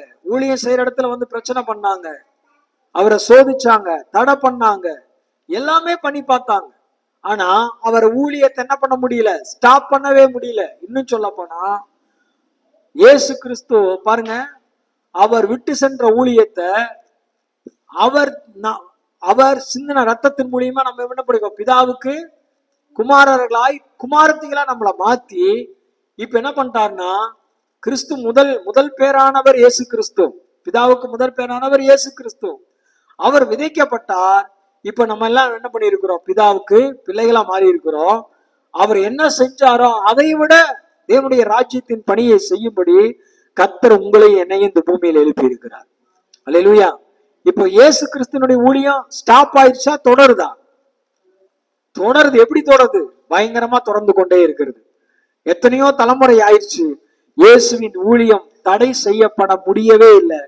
மாம்சத்தில் நினைத்தார்கள், இயேசுவை கொலை செஞ்சுட்டா, இயேசுவை தடை செஞ்சுட்டா இந்த ஊழியம் அலைஞ்சிரும், தேவனுடைய ராஜ்யம் கட்டப்படாது, சுவிசேஷம் பரவாது, கிறிஸ்துவின் ராஜ்யம் அது என்ன பண்ணிரும், எடுபட்டு போயிரும், இதெல்லாம் நினைச்சாங்க. ஆனா எதுவுமே தடுக்க முடியல. இயேசு கிறிஸ்துவனுடைய ஊழியம், தேவனுடைய ராஜ்யத்தின் பணி, தேவனுடைய சுவிசேஷம் ஒவ்வொரு நாளும் பெருகி கொண்டே இருக்கிறது. அடுத்த தலைமுறைகளுக்கு அது வளர்ந்து கொண்டே இருக்கிறது. அல்லேலூயா. அப்ப பாருங்க, மாம்சத்தின் சிந்தை மரணம். எவ்வளவு கிளியரா இந்த தெரியுது பாருங்க. மாம்சத்தில் இவங்க ஒரு கால்குலேஷன் போட்டாங்க, ஆனா அது வெற்றி பெறவே இல்லை. ஆனா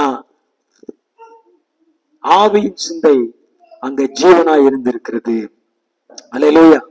அப்ப பாருங்க, நாம வருகிற இந்த உலகத்துல வருகிற சின்ன சின்ன காரியங்களுக்கெல்லாம் இதெல்லாம் சொல்லி நாம ஜெபம் பண்ண போறோம். மத்தேயு 6ஆம் அதிகாரம் 27, 28 வசனத்துல பாருங்க, இந்த உலகத்துல வருகிற சின்ன போராட்டங்களுக்கு காரியங்களுக்கெல்லாம் நம்ம பயந்துட்டு சோர்ந்து போயிட்டு கவலைப்பட்டுட்டு நான் ரொம்ப கலங்கி நிக்கிறோம். ஆனா மத்தேயு 6ஆம் அதிகாரத்துல நம்ம வாசிச்சோம்னா, கவலைப்படுகிறதுனாலே, 6ஆம் அதிகாரம் 27, கவலைப்படுகிறதுனாலே உங்களில் எவன் தன் சரீர அளவோடு ஒரு முழத்தை கூட்டுவான், உடைக்காகவும் நீங்கள் கவலைப்படுகிறது என்ன?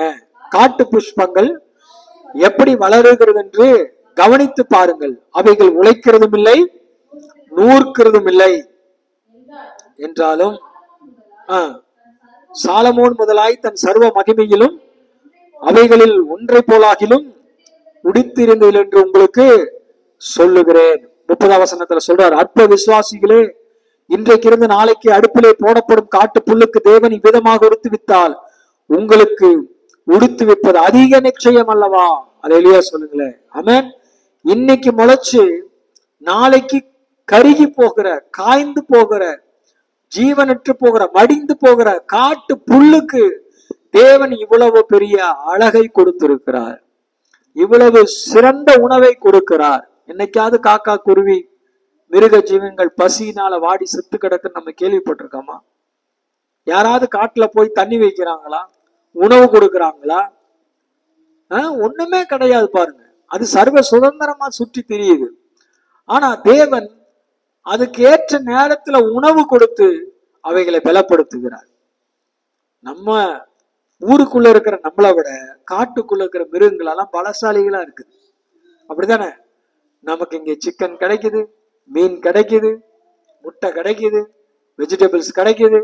ஆனாலும் எப்படி இருக்கிறோம்? காட்டில் இருக்கக்கூடிய விலங்குகளை போல பலசாலியா இல்லை. ஆனா அவைகளுக்கு இதெல்லாம் யார் கொடுக்கறா?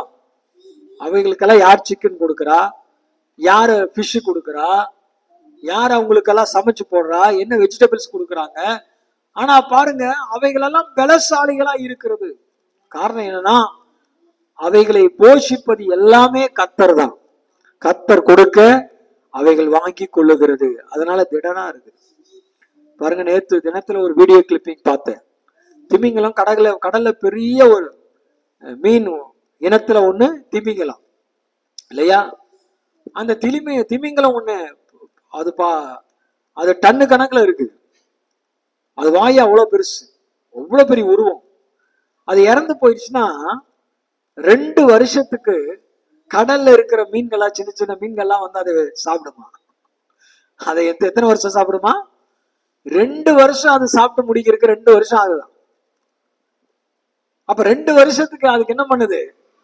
அந்த கடல்ல இருக்கிற சின்ன மீன்களுக்கெல்லாம் 2 வருஷத்துக்கான உணவு. அப்பதான் நினைச்சு ஆண்டவர் எவ்வளவு இதா போஷிக்கிறார் பாருங்க. அப்ப நான் சொல்றேன், இன்னைக்கு இருந்து நாளைக்கு அழிஞ்சு போற சாதாரண காட்டு புல்லுக்கும் மிருக ஜீவன்களுக்கும் கர்த்தர் இவ்விதமாக செய்தால், நாசியிலே சுவாசத்தை ஊதி ஜீவ ஆத்மாவை நமக்கு கொடுத்து, ரட்சிப்பை கொடுத்து, நித்திய ஜீவனை நமக்கு கொடுத்து, அவருடைய சாயலை போலவே நம்மை உண்டாக்கி இருக்கிறாரே, அப்ப நமக்கு அதிக மேன்மையானது கொடுப்பது நிச்சயம். அல்லேலூயா. அவைகளுக்கே அவ்வளவு பாதுகாப்பு கொடுக்கிறார், அவைகளுக்கே அவ்வளவு அழக கொடுக்கிறார், அவைகளுக்கே பெரிய காரியங்களை கர்த்தர் செஞ்சிருக்கும் போது நீங்களும் நானும் அவைகளை காட்டிலும் விசேஷித்தவர்களா இல்லையா? விசேஷித்தவர்கள். அல்லேலூயா. நீங்க ஸ்பெஷல் ஆண்டவருக்கு, நான் ஸ்பெஷல் ஆண்டவருக்கு. அப்ப அவைகளை காட்டில் நம்மளை சிறப்பா போஷிப்பாரு, சிறப்பா நம்முடைய தேவைகளை சந்திப்பாரு, சிறப்பான காரியங்களை நமக்கு செய்வார். நம்ம கவலைப்பட வேண்டிய அவசியமே இல்லை. ஒன்றுக்கும் நீங்க கவலைப்படாதீங்க. அதான் சொல்றாரு, தொடங்கும் போதே சொல்றாரு பாருங்க, கவலைப்படுகிறதுனால் உங்களில் எவன் தன் சரீர அளவோடு ஒரு முழத்தை கூட்டுவான். அல்லேலூயா. உடைக்காகவும் நீங்கள் கவலைப்படுகிறது என்ன? ஏன் கவலைப்படுறீங்க? கவலை வர முதல்ல நினைச்சுங்க, வீட்டை விட்டு வெளியே வாங்க, அங்க இருக்கிற பூச்செடிகளை பாருங்க, அங்க இருக்கிற பறவைகளை பாருங்க. நம்ம வீட்டுக்கிட்ட பாருங்க, நிறைய மயில் இருக்கு, அது பெருகிட்டே தான் இருக்கு. ஒண்ணு இருந்துச்சு, அப்புறம் ஒரு பெரிய ஃபேமிலி ஆச்சு, இப்ப அது கூட்டி போட்டு அது கூட்டி போட்டு இப்ப நிறைய ஒரு கூட்டமே இருக்குது. காலையில இருந்துச்சுன்னா மயில் சத்தத்தை கேட்டுதான் என்ன பண்றோம், எந்திரிக்கிறோம். அந்த அளவுக்கு அப்படியே அது பாருங்க, அது சுற்றி திரியுது. யாரும் போய் அதுக்கு உணவோ தண்ணீரோ வைக்கிறது இல்லை. ஆனா அது பகுதியில வாழுது, அது பெருகி இருக்குது. ஒண்ணு இருந்துச்சு, இப்ப பாத்தீங்கன்னாக்கா அந்த இடத்துல என்ன ஒரு பெரிய கூட்டமாவே பெருகி இருக்குது. அது அப்படியே அந்த குட்டிகளோட நடந்து போகும்போது நம்ம நினைப்போம், இது யாரு போய் இதுக்கு தண்ணி கொடுக்கறா, யாரு உணவு கொடுக்கறா? எதுவுமே இல்லை. ஆனா தேவன் அவைகளை என்ன பண்றாருங்க, போஷிக்கிறார். அல்லேலூயா. எல்லாத்து காட்டிலும் அது பலம் உள்ளதா இருக்குது, எல்லாத்து காட்டிலும் அது ஆரோக்கியம் உள்ளதா இருக்குது, எல்லாத்து காட்டிலும் அது நல்லா இருக்குது. அப்ப நான் என்ன சொல்றேன்னா, ஒன்றுக்கும் கவலைப்படாதீங்க. இது எப்படி ஆகும், அது எப்படி ஆகும், அது எப்படி நடக்கும், இது எப்படி நடக்கணும். தேவன் கொடுத்த ஞானத்தை வச்சு பயன்படுத்துங்க. அதுக்குன்னு சொல்லி நம்ம எதையுமே யோசிக்காதவளா சிந்திக்காதவளா இருக்க முடியாது. நான் என்ன சொல்றேன்னா, தேவ பலத்தை கொண்டு நீங்கள் என்ன தீர்மானம் பண்ணுங்க, என்னால செய்ய முடியாதுப்பா, ஆனா தேவ பலத்தினால என்னால முடியும். ஆமே. உம்மாலே ஒரு சேனைக்குள் பாய்வேன், உம்மாலே ஒரு மதிலை தாண்டுவேன். எப்படி? தேவ பலத்தினால. என்னால முடியாது, ஆனா தேவன் இதை செய்து முடிப்பார். என்னால முடியாது, ஆனா தேவன் எனக்காக இது தருவாரு. என்னால முடியாது, ஆனா தேவன் இதை என்ன பண்ணுவாரு, எனக்கு சக்சஸா மாத்தி கொடுப்பாரு. என் தேவன் என் கூட இருப்பாரு, என் தேவன் எனக்கு சக்சஸ் கொடுப்பாரு, என் தேவன் என்னை உயர்த்துவார், என் தேவன் என்னை மேன்மைப்படுத்துவார். தேவன் மேல் சிந்தை உள்ளவர்களாய். அல்லேலூயா. ஒண்ணுக்கு கவலைப்படாதீங்க. நான் நேற்று பாருங்க, நான் வீட்டுல பேசிட்டு இருக்கும் போது ஃபர்ஸ்ட் மட்டும் சொன்னேன் பாருங்க, இந்த சகோதரனை இந்த பார்க்கும்போது அல்லது இவங்களை பார்க்கும்போது இவங்கெல்லாம் இது கவலையே இருக்காதா? நம்ம சின்ன காரியத்துக்கு கூட ரொம்ப கவலைப்படுறோமே, ஆனா இவங்க ஒரு நாள் கூட கவலைப்பட்டு பேசுனத நானு பார்த்ததே இல்லையே. ஒரு அக்கறையோட ஒரு அங்கலாய்ப்போட பேசுனத, இந்த காரியத்தை குறிச்சு பேசுனத நான் பார்க்கவே இல்லையே அப்படின்னு எனக்கு ரொம்ப இதா இருந்துச்சு. எப்போ வழக்கம் போல அப்படி சிரிச்சு பேசிட்டு ஜாலியா, ஒருவேளை அவங்க உள்ளுக்குள்ள அப்படி இருக்காங்களா தெரியல, ஆனா நம்மள்ட்ட வரும்போது எப்படி இருக்கிறாங்கன்னா, அவங்க சந்தோஷத்தை வெளிப்படுத்துறாங்க, அவங்களுக்குள்ள கவலை இருக்கிற மாதிரியே தெரியுது இல்ல. அப்ப நான் நினைச்சேன், இவ்வளோ காரியங்கள் இருந்தாலும் அவங்களுக்குள்ள நிறைய காரியங்கள், அவங்க வாழ்க்கையில தோல்வி இருக்குது, போராட்டங்கள் இருக்கு, இல்லாம இருக்கு, தேவைகள் இருக்கு. ஆனா அவங்க என்ன பண்றாங்கன்னா, தங்கள் சந்தோஷத்தை வெளிப்படுத்துறாங்க, மகிழ்ச்சியை வெளிப்படுத்துறாங்க. அது பாருங்க, பிரமிப்பாதான் இருக்குது நமக்கு நினைச்சா. அப்ப நம்ம என்ன பண்ணணும், இந்த கவலைகள், போராட்டங்கள், குறைவுகள் மத்தியிலையும் கவலைகளுக்கு நாம் இடம் கொடுக்காம, சோர்வுகளுக்கு இடம் கொடுக்காம, கர்த்தருக்கு நாம் இடம் கொடுத்து, தேவ சிந்தையோட தேவ பலத்துக்கு நம்ம இடம் கொடுத்து இருக்கும்போது கர்த்தர் நமக்கு எல்லாவற்றையும் பார்த்து கொள்ளுவார். அல்லேலூயா. ஒண்ணுமே கவலைப்படாதீங்க, கர்த்தர் பார்த்து கொள்ளுவார், கர்த்தர் நடத்துவார். நீங்க தேவ சிந்தையில் நடக்கிறீங்களா? தேவனுடைய பாதையில நீங்க இருக்கிறீங்களா? தேவ வசனத்துக்கு உங்களுக்கு வாழ்க்கையை அர்ப்பணிச்சிருக்கிறீங்களா? தேவ சட்டத்தின்படி நீங்க செயல்பட்டு கொண்டு இருக்கிறீங்களா? கவலையே படாதீங்க. போராட்டம் வரும், பாடுகள் வரும், தேவைகள் இருக்கும், பிரச்சனைகள் இருக்கும். இதன் மத்தியிலையும் கர்த்தர் உங்களை தலை நிமிர பண்ணுவார், உங்களை உயர்த்துவார், உங்களை கனப்படுத்துவார், உங்களை மேலாக்குவார், உங்களுக்கு சிங்காரத்தை கொடுப்பார், உங்களுக்கு ஆசீர்வாதத்தை கொடுப்பார். ஆமென். உங்கள் துக்கம் சந்தோஷமாய் மாறும். அல்லேலூயா. நம்ம எல்லாரும் எந்திரிச்சிருப்போமா? எல்லாரும் எழுந்து நிற்போம். கர்த்தர் நமக்கு பெரிய காரியங்களை செய்வார்.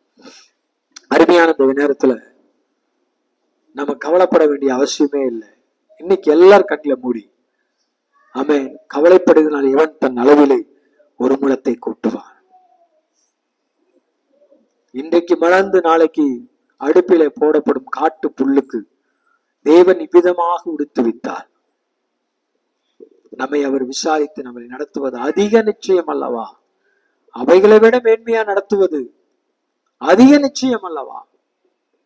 அவைகளை விட சிறந்ததாய் கர்த்தர் நம்மை நடத்த போதுமானவராய் இருக்கிறார். என் அன்புக்குரிய நான் உங்களுக்கு சொல்லுகிறேன், உங்க இருதயத்துல கவலை வைக்காதீங்க. எனக்கு அது நடக்கலையே, இது நடக்கலையே, என் வாழ்க்கையில் இந்த பிரச்சனை, என்னுடைய வேலையில இந்த பிரச்சனை, என்னுடைய காரியத்துல இந்த பிரச்சனையை சந்திச்சிருக்கிறேன். ஒன்னும் கவலைப்படாதீங்க, கலங்காதீங்க, கண்ணீர் விடாதீங்க, சோர்ந்து போகாதீங்க. நீங்கள் ஆவியின் சிந்தையா மட்டும் இருங்க. ஆமென். ஐயோ எனக்கு நல்ல படிப்பு இல்லை, எனக்கு நல்ல வேலை இல்லை, அது இல்லாத கர்த்தரை சார்ந்து கொள்ளும் பொழுது, எது இருக்குதோ இல்லையோ கர்த்தரை நீங்க சார்ந்து கொள்ளும் போது உங்கள் காரியங்களை எல்லாம் அவர் சந்திப்பார். உங்கள் தேவைகள் எல்லாம் பூரணமாய் சந்திக்கப்படும். உங்கள் குறைவுகள் எல்லாம் இயேசுவின் நாமத்தினாலே நிறைவாக்கப்படும். தேவன் அற்புதம் செய்வார், தேவன் அதிசயம் செய்வார், தேவன் மகத்துவமான காரியங்களை அவர் செய்வார். அல்லேலூயா, அல்லேலூயா. கவலையெல்லாம் விட்டுருங்க. ஆண்டவர் சொன்னார், வருத்தப்பட்டு பாரம் சுமக்கவில்லை, எல்லாரும் இடத்தில் வாருங்கள், நான் உங்களுக்கு இளைப்பாறுதல் தருகிறேன். நீங்க மாம்சத்துக்கு இடம் கொடுக்கறதுனாலதான், நான் மாம்ச பலனை சார்ந்து கொள்ளுகிறதுனாலதான் தோல்வி, பயம், எதிர்காலத்தை குறிச்ச பயம், வாழ்க்கையை குறிச்ச நம்பிக்கை இல்லை, மாம்ச சிந்தையில பாரு அவங்க எல்லாம் இப்படி இருக்கிறாங்க, நீ இப்படிதான் இருக்கிற, அவங்க எல்லாம் பாரு அது பண்ணி இருக்கிறாங்க, இவங்க எல்லாம் இது பண்ணி இருக்கிறாங்க, நீ பாரு இப்படியேதான் இருக்கிற. இது மாம்ச சிந்தை. நீங்க தேவனிடத்துல நிற்கும் பொழுது, நீங்கள் தேவனுக்காக நிற்கும் பொழுது, தேவ பிரசன்னத்துல நீங்கள் இருக்கும் போது, கர்த்தருடைய ஆவியினால் நிரப்பப்பட்டு இருக்கும் பொழுது, தேவன் உங்களை நடத்தும் பொழுது பிரச்சனை வராதுன்னு சொல்லல, போராட்டம் வராதுன்னு சொல்லல. இவைகள் மத்தியிலையும் அதை மேற்கொள்ளக்கூடிய ஆற்றலையும் பலனையும் வெற்றியையும் உயர்வையும் கர்த்தர் உங்களுக்கு நிச்சயம் கொடுப்பார். அல்லேலூயா. எல்லாரும் கரங்களை வைத்து, ஆண்டவரே எல்லாம் நீங்க பாத்துக்குவீங்க, நான் என் சுய பலத்துல ஓடுறதை விட்டுட்டு மறுபடியும் ஆவிக்குரிய சிந்தைக்கு நான் வரேன். நான் வேலை செஞ்சிருவேன், நான் சம்பாதிச்சிருவேன், நான் சக்சஸ் பண்ணிடுவேன் நினைச்சீங்கன்னா அங்கேயே நீங்க ஃபெயிலியர் ஆயிட்டீங்க. இல்ல இல்ல, நான் என் தேவனை சார்ந்து கொள்ள போறேன், அவர் பார்த்துக்குவாரு. என் ஓட்டம் தேவனுடைய ஓட்டமா இருக்க போகுது, ஆவிக்குரிய ஓட்டமா இருக்க போகுது, ஆவிக்குரிய சிந்தையா இருக்க போகுது, என் நினைவுகள் ஆவிக்குரியவைகளா இருக்க போகுது. கர்த்தர் பார்த்துக்குவார். அல்லேலூயா. கவலைப்படாதீங்க. நாளைக்கு என்ன செய்ய போறோம் கவலைப்படாதீங்க. எதிர்காலத்துல என்ன நடக்க போகுது கவலைப்படாதீங்க. கர்த்தர் பார்த்துக்குவார். எத்தனை முறை என் வாழ்க்கையில ஊழியமே வேண்டாம்னு நினைச்சிருக்கிறேன், சோர்ந்து போயிருக்கிறேன். ஊழியத்துல வருகிற பிரச்சனைகள், ஊழியத்துல சில மனுஷங்க கொடுத்த பிரச்சனை, ஊழியத்துல சில ஊழியர்கள் ஏற்படுத்தின பிரச்சனைகள், சத்துருக்கள் மூலியமா வந்த பிரச்சனைகள். இந்த ஊழியம் நாம் செய்யணுமா அவசியமா? நம்மளால எல்லாம் ஊழியம் செய்ய முடியுமா? எத்தனையோ முறை போராட்டம், சூழ்நிலை, ஆனா எல்லாவற்றிலும் கர்த்தர் கூட இருந்தார். தேவ சிந்தையோடு இருந்தா தான் இருக்க முடியும். ஊழியத்திலையும் சரி, உங்க இல்லற வாழ்க்கையிலும் சரி, உங்கள் எந்த காரியத்திலும் நீங்கள் ஆவிக்குரிய சிந்தையுள்ளவர்களாக இருந்தால்தான் நீங்கள் கிறிஸ்துவுக்குள் தொடர்ந்து நடக்க முடியும், தேவனுடைய ஆசீர்வாதங்களை பெற்றுக்கொள்ள முடியும். ஆவிக்குரிய சிந்தை விட்டு என்னைக்கு மாம்ச சிந்தைக்கு போறோமோ அன்னைக்கே தோல்வி வந்துருச்சு, அன்னைக்கே பின்மாற்றம் வந்துருச்சு, அன்னைக்கே பலவீனம் மேற்கொள்ளும், அன்னைக்கே உலகம் மேற்கொள்ளும். கடைசியில் அது நிர்விசாரம் தான், ஒன்றுமில்லாமல் கொண்டு வந்து நிறுத்தும். என் அன்புக்குரியவர்களே, உங்கள் வாழ்க்கையை சீர்தூக்கி பாருங்க. நீங்கள் ஓடிக்கொண்டிருக்கிற பாதையில நீங்கள் தேவன் நியமித்த ஓட்டத்துல ஓடிட்டு இருக்கிறீங்களா? தேவன் உங்களுக்கு வழிகாட்டினபடி அந்த வழிகாட்டுதல இருக்கிறீங்களா? தேவ சித்தம் உங்க வாழ்க்கையில நடந்துட்டு இருக்குதா? தேவ வார்த்தை உங்களுக்கு இருக்குதா? தேவன் உங்களை நடத்துகிறது உங்களால உணர முடியுதா? அப்படின்னா நீங்க சரியான பாதையில இருக்கிறீங்க. நீங்கள் ஆவிக்குரிய பாதையில இருக்கிறீங்க. உங்க எண்ணங்கள், உங்களுடைய தரிசனம், உங்களுடைய வாழ்க்கை எல்லாம் ஆவிக்குரியதா இருக்குதுன்னு அர்த்தம் இல்ல. தேவன் சொல்றதை விட்டு நான் வேற என்னமா பண்ணிட்டு இருக்கிறேன், தேவன் பேசுறதை விட்டு வேற என்னமா பண்ணிட்டு இருக்கிறேன், தேவன் நினைச்சதை விட்டு நான் வேற என்னமா பண்ணிட்டு இருக்கிறேன்னா நீங்கள் மாம்ச சிந்திக்குள்ள போயிட்டீங்க. டக்குன்னு ஆண்டவருக்குள்ள வந்துருங்க. தேவ பிரசனத்துக்குள்ள ஓடி வந்துருங்க. தேவனுடைய பாதையில ஓடி வந்துருங்க. கர்த்தர் எல்லாத்தையும் மாத்திடுவார். ஒரு அம்மா சொல்லுச்சு, நான் ஆண்டவரை விட்டு ரொம்ப தூரம் போயிட்டு இதுக்கு மேல வர்றது கஷ்டம் இருந்துச்சு. அப்படியெல்லாம் கிடையாது. ஒரு நிமிஷத்துல தேவனுக்குள்ள திருப்பி வர முடியும். வெகு தூரம் போயிருந்த இளைய குமாரன் ஒரு நிமிஷம் அவனுடைய உள்ளத்துல ஒரு எண்ணம் தோணுச்சு, என் தகப்பன் வீட்டுல வேலைக்காரருக்கு ஒரு சிறந்த உணவு இருக்கு, அவர் வேலைக்காரருக்கு ஒரு மகனாக ஏற்றுக்கொள்ள வேண்டாம், வேலைக்காரர்ல ஒருவனா ஒத்துக்கொள்ளு கேட்பேன்னு சொல்லி அவர் எண்ணத்துல தோணுச்சு. வெகு தூரத்துல இருந்து தொலைந்து போன அந்த இளைய குமாரன் தூரத்தில் இந்த அப்பாவை தேடி வந்த பொழுது அவர் தூரத்துல வருகிறதை கண்டு ஓடி போய் கட்டி அணைச்சு முத்தமிட்டு அவருக்கான எல்லாவற்றையும் அவர் செய்தார். நான் உங்களுக்கு சொல்லுகிறேன், எவ்வளவு தூரத்துல போனாலும் திரும்பி வந்துருங்க. நீங்க நினைக்கிற அந்த நேரத்துல தேவனே வந்து உங்களை ஆசீர்வதிப்பார். தேவனே அணைத்துக் கொள்ளுவார். தேவனே முத்தம் செய்வார். தேவனே உங்களுக்கு சிறந்ததை மறுபடியும் கொடுப்பார். அல்லேலூயா. எவ்வளவு தூரம் போயிட்டாலும் சரி, நம்முடைய பேச்செல்லாம் ஆவிக்குரிய பேச்சா இருக்கணும். நம்முடைய எண்ணமெல்லாம் ஆவிக்குரிய எண்ணமா இருக்கும். எனக்கும் சோர்வுகள் வருது. சில காண்கிற காரியங்களை பார்த்து, இருக்கிறதை பார்த்து சோர்ந்து போறோம். சில நேரங்கள்ல விளைவினங்கள் வருது. ஆனா ஒன்னே ஒண்ணு, நான் ஆவிக்குரிய பாதையில இருக்கிறேன். நிச்சயமா கர்த்தர் என்னை உயர்த்துவார். நாவிக்குரிய பாதையில இருக்கிறேன், கர்த்தர் என்னை மேன்மைப்படுத்துவார். நாவிக்குரிய பாதையில இருக்கிறேன், நாவின் சிந்தையில் உள்ளவனா இருக்கிறேன். நான் தேவ பலனை சார்ந்து கொண்டு இருக்கிறேன். தேவன் என்னை பலப்படுத்துவார். தேவன் என்னை உயர்த்துவார். தேவன் என்னை மேன்மைப்படுத்துவார். தேவன் எனக்காய் பெரிய காரியங்களை செய்வார். அல்லேலூயா. இது என்னை பலப்படுத்துகிறது, தேற்றுகிறது, ஆற்றுகிறது. உங்களையும் அப்படிதான். கர்த்தர் உங்களை ஒவ்வொருவரையும் ஆசீர்வதிப்பாராக. ஆண்டவரே, இந்த நேரத்துல நான் ஜெபிக்கிறேன். இந்த வசனத்தை கேட்டுக்கொண்டிருக்கிற, இந்த வார்த்தைகளை கேட்டுக்கொண்டிருக்கிற ஒவ்வொரு மேலையும் கர்த்தருடைய நடத்துதல் உண்டாகட்டும். தேவனுடைய சிந்தைக்கு நேரா அவங்க திருப்பப்படட்டும். ஆவிக்குரிய சிந்தை உண்டாகட்டும் சொல்லுகிறேன். இந்த உலகத்தின் காரியங்களை குறிச்சு என்னத்தை உண்போம், என்னத்தை உடுப்போம், என்னத்தை சாப்பிடுவோம், எப்படி நம்ம அதை பண்ணுவோம் இதை பண்ணுவோம்னு கவலைப்பட்டு கொண்டு இருக்காம தேவ சிந்தை உள்ளவளா இருந்து ஆவிக்குரிய ஓட்டத்தை ஓட, ஆவியின் சிந்தை உள்ளவளா இருந்து தேவனுடைய ராஜ்யத்தை கட்ட, கர்த்தருடைய ராஜ்யத்துக்காய் தங்களை அர்ப்பணிக்க கர்த்தர் பெரிய காரியங்களை செய்வீராக. அவங்க வாழ்க்கையில் இருக்கிற தோல்விகள் மாறட்டும். மாம்ச சிந்தையினால் எடுத்த முடிவுகள் நிமித்தம் வந்த தோல்விகள், அவமானங்கள், வாழ்க்கையில ஏற்பட்டிருக்கிற நிர்கதியான நிலைகள், இதெல்லாம் அவங்க வெளியே வர விடுதலையாக கர்த்தர் அவங்களுக்கு ஆவிக்குரிய சிந்தையை மறுபடியும் கொடுத்து தேவனுடைய வார்த்தையின் பக்கம் அவங்க இறுதியை திரும்பி தேவ வசனத்துக்கு நேரம் அவங்க நடத்தப்பட, கர்த்தருடைய ஆவியினால் நடத்தப்பட கர்த்தர் பெரிய காரியங்களை செய்யும். எல்லா மகிமையும் துதி உமக்கு செலுத்துற ஆண்டவரே, இயேசு கிறிஸ்துவின் நாமத்தில் ஜெபிக்கிறோம் ஜீவனுள்ள நல்ல பிதாவே, ஆமென். ஹல்லேலூயா.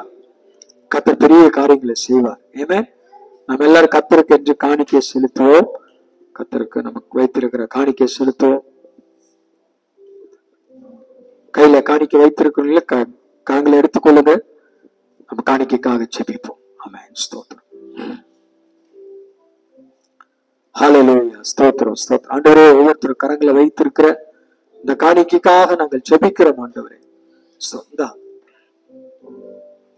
இந்த காணிக்கைக்காக ஜெபிக்கிறோம். கர்த்தர் இந்த காணிக்கை ஆசீர்வதித்தருளும். ஒவ்வொருத்தருடைய தேவைகளை சந்தியும். இதை பார்த்து கொண்டு இருக்கிறவங்க, நீங்கள் இந்த ஊழியத்துக்காக விதைங்க. கர்த்தருடைய ராஜ்யத்துக்காக விதைக்கும் பொழுது நீங்கள் 2 மடங்கு ஆசீர்வாதத்தை பெற்றுக்கொள்வீர்கள். ஹல்லேலூயா. இந்த ஊழியத்தில் வருகிற நன்மைகள், ஆசீர்வாதங்களுக்கு கர்த்தர் நிறைவாய் உங்களை ஆசீர்வதிப்பார். இந்த ஊழியத்துக்காக விதைங்க. கர்த்தர் பெரிய காரியங்களை செய்வார். ஆண்டவரே, இந்த ஊழியத்துக்காக விதைக்க ஒவ்வொருவரையும் ஆசீர்வதியும், பல மடங்கை அறுவடை செய்ய உதவி செய்யும். கடன் பிரச்சனையிலிருந்து விடுதலையாக்கும், தேவைகளை சந்தியும், குறைவுகளை நிறைவாக்கும். கர்த்தர் பெரிய காரியங்களை செய்கிறார். இயேசுவின் நாமத்தில் ஆசீர்வதிக்கிறோம் ஜீவனுள்ள நல்ல பிதாவே. ஆமென், ஆமென், ஆமென். ஹல்லேலூயா, ஸ்தோத்திரம். ஆமென். தொடர்ந்து நமக்கு வெள்ளிக்கிழமையில ஜெபம் இருக்கிறது. தொடர்ந்து நமக்கு அடுத்த வாரம், இந்த வாரம் சரியான நேரத்தில் நம்ம தொடங்கணும். அதே போல அடுத்த வாரம் சரியா 9 மணிக்கு ஆராதனை நடைபெறும். வாங்க, கர்த்தர் உங்களை ஆசீர்வதிப்பார். ஹல்லேலூயா, ஸ்தோத்திரம். நம்ம எல்லாரும் ஜெபித்து முடிப்போம். எல்லாரும் எழுந்து நின்று ஜெபிப்போம். மகா பரிசுத்தமுள்ள ஆண்டவரே, இந்த நாளுக்காக நன்றி. எங்களோடு கூட பேசின நல்ல வார்த்தைகளுக்காக நன்றி. எங்களோடு இடைப்பட்டதுக்காக நன்றி. வந்த ஒவ்வொரு குடும்பங்களையும் ஆசீர்வதி. சில நெட்வொர்க் ப்ராப்ளம் இருந்ததை ஆண்டவரே கர்த்தர் அறிஞ்சிருக்கிறீர். இது ஆண்டவரே லைவ்ல கேட்கிறவங்களுக்கு நீ கேட்க முடியாம போயிருக்கு. இருந்தாலும் வரும் நாட்கள் இப்படிப்பட்ட நெட்வொர்க் ப்ராப்ளம் இல்லாதபடி சரியாய் ஆண்டவரே இந்த மீடியா ஒர்க் பண்ண கர்த்தர் கிருபை செய்யும். எங்களுக்கு அதுக்குரிய நல்ல இன்ஸ்ட்ருமெண்ட்ல தருவீராக. ஆண்டவரே, அதை நடத்தக்கூடிய நல்ல ஆண்டவரே ஸ்தோத்திரம் நபர்களையும் கர்த்தர் தரும்படியா நாங்கள் ஜெபிக்கிறோம். கர்த்தர் இன்னும் கர்த்தர் எங்கள் ஊழியத்தின் காரியங்கள் எல்லாம் விசாரித்து நடத்துவீராக. எல்லா மகிமைக்கு செலுத்துகிறோம். இந்த வாரம் முழுவதும் கர்த்தர் நாங்கள் செல்லுகிற இடங்கள் எல்லாம் கர்த்தர் அற்புதங்களை செய்யுங்க. நாங்கள் செய்கிற காரியங்கள் எல்லாம் வாய்க்க பண்ணுங்க. எங்கள் பிரயாணங்களில் எல்லாம் உடைய பாதுகாப்பு, உடைய ஆளுகை வரட்டும். ஆண்டவர், எங்களோடு எங்கள் குடும்பத்தோடும் கர்த்தர் இன்னும் கூட இருந்து பாதுகாத்து பலப்படுத்தி ஆசீர்வதிப்பீராக. எல்லா மகிமைக்கு செலுத்துகிறோம். இயேசுவின் நாமத்தில் ஜெபிக்கிறோம் நல்ல பிதாவே. என் ஆத்துமாவே கர்த்தரை ஸ்தோத்திரி, எம்முழுமே பரிசுத்த நாமத்தை ஸ்தோத்திரி. என் ஆத்துமாவே கர்த்தரை ஸ்தோத்திரி. கர்த்தர் செய்த சகல உபகாரம் மறவாதே. ஆமென். நம்முடைய பிதாவாகிய தேவனுடைய அன்பும் கர்த்தராகிய இயேசு கிறிஸ்துவின் கிருபையும் பரிசுத்த ஆவியானவரின் அந்யோன்ய ஐக்கியமும் இன்றும் இன்னும் சதா காலங்களிலும் நம் அனைவரோடு கூட தங்கி இருப்பதாக. ஆமென். எல்லாரும் சொல்லுங்க ஆமென். ஹல்லேலூயா, ஹல்லேலூயா, ஹல்லேலூயா. கர்த்தர் உங்களை ஒவ்வொருவரையும் ஆசீர்வதிப்பார். தொடர்ந்து கர்த்தருடைய சமூகத்துல நாம் இருப்போம். கர்த்தர் பெரிய காரியங்களை செய்வார். தேங்க்யூ. God bless you.